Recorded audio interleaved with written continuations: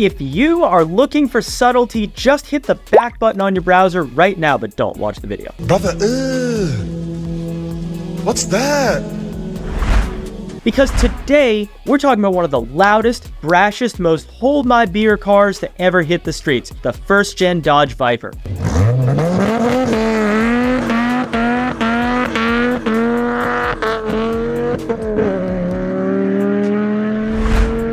This isn't your grandpa's Corvette. It's not some gentle, refined Porsche 911. The first-gen Viper is basically a hot rod dressed up for a fancy party, but it's still sneaking a 30-pack of natty out the back door. We are about to take a deep dive over the next few minutes into what makes this over-the-top American monster tick and why the Viper is the definition of chaos on wheels. See, back in the early 90s, Chrysler was going through an identity crisis. You know, like when you try to grow a beard, you buy a motorcycle and you start wearing leather jackets, but deep down, you're still working in accounting at Procter & Gamble. Chrysler was known for their minivans, family cars, and sure, I guess, economy models. Then comes along Carroll Shelby, the man behind the Cobra. You might have heard of him once or twice, whispering in Chrysler's ear, "Hey, you want to build something fast?"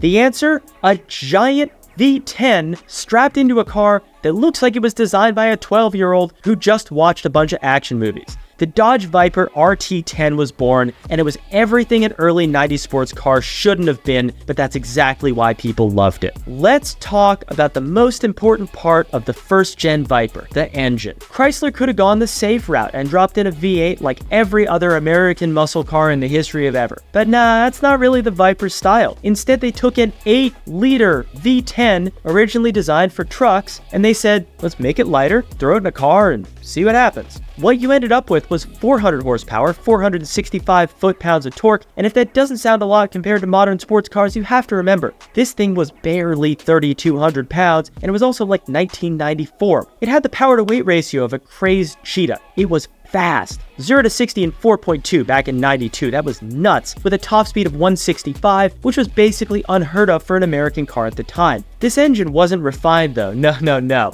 It was rough, it was loud, it was angry. Think of it as like the Hulk, but if it wasn't green, if it was a fire-breathing truck engine ready to punch you in the face. Look, get behind the wheel of a Viper, it doesn't want to be your friend. The driving experience is more like a fight where you're just trying to survive. No traction control, no ABS, no power steering. The only assist you get is the sheer weight of your own fear keeping you from driving like a maniac. This thing wanted to kill you at every corner. Oversteer? Yeah, it's got that. Snap oversteer? Yeah, it's got that too. Brakes from a 1970s pickup? Check that box. If you were brave enough to push this car near its limits, you were either a highly skilled driver or just flat out insane. And the interior? Forget about luxury. It's like Chrysler took one look at the budget and said, do we really need air conditioning or windows? That's right, the first-gen Viper didn't even really have side windows. It just had like plastic curtains that snapped into place. It didn't care about comfort, it cared about one thing, going fast. And it made you rethink every single decision that got you there behind the wheel. The first-gen Viper looks like it was designed by someone who was dared to make the loudest car possible. It's all curves, it's got giant side pipes, and it's got a hood that looks like it's trying to swallow you whole. Those giant side exhausts weren't just for show, they were designed to roast your legs every time you got out of the car. Like, oh, you thought this was just a sports car? No, it's basically a medieval torture device wrapped up in a Viper-bodied package. The body was made of fiberglass because, again, why not?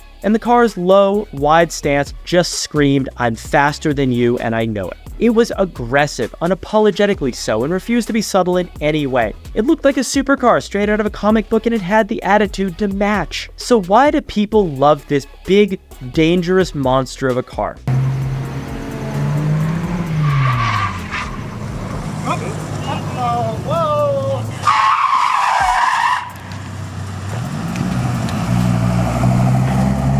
Well, for starters, it's a Viper. It's iconic. It's a statement. The first-gen Viper is about as raw and untamed as a car can get. It doesn't care about being sophisticated. No, it's here to scare you. It's here to thrill you, and it's here to leave you wanting more. Here's the short list of why people still geek out over it. It's all about excess, and nothing says excess like a truck engine shoved into a sports car. It's got that big old V10 under there. It's got no driver assistance, no fancy electronics, just you, the road, a manual transmission, and a V10 that's ready to take your life if you don't respect it.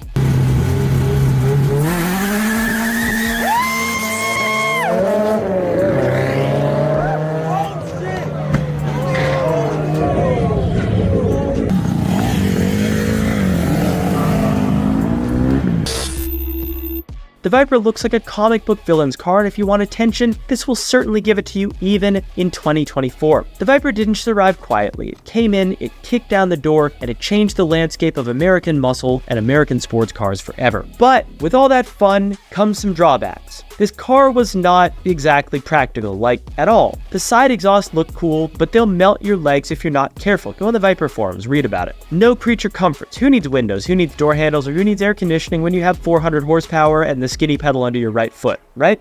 The Viper is one of the last few cars that genuinely does not want you to make it home in one piece if you drive it recklessly. Build quality-wise, fiberglass panels and a basic interior do not do much to inspire confidence. But hey, if you're driving a Viper, you're not worried about cup holders. You're not worried about AC. You're not even worried about your life every time you take it out for a spin. The rawness here is part of the charm. So, should you get yourself a first-gen Viper? Well, if you're the kind of person who looks at a 60s Shelby Cobra and thinks, yeah, that's cool, but what if it had a bigger engine and tried to kill me more often?